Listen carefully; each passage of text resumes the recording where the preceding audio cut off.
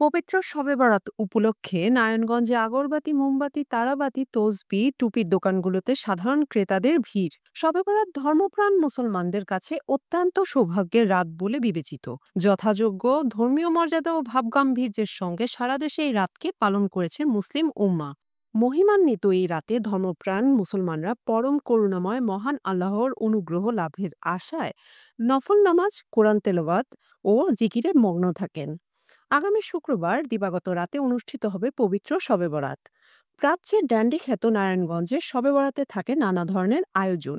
আগরবাতি, মোমবাতি, তারাবাতি, তসবি, টুপির দোকানগুলোতে সাধারণ ক্রেতাদের ভিড় দেখা গেছে। তো আমরা এখানে ব্যবসা করি, ফলের ব্যবসা। তো আমরা ভাইয়েরা এবার একটা স্টল দেওয়ার চেষ্টা করেছি, খুব অল্প দামের মধ্যে, যেন সবাই এই উৎসবটা সামিল হতে পারে, সবাই যেন তার বাচ্চা কাচ্চার জন্য টুপি।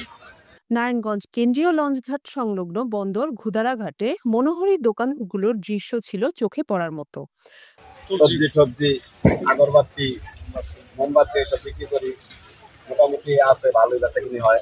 দোকানিরা বলছেন, প্রতি বছর এই শবে বরাত এলে আগরবাতি, মোমবাতি, তারাবাতি, তসবি, টুপির দোকানগুলোতে বেচা বিক্রি বেড়ে যায়।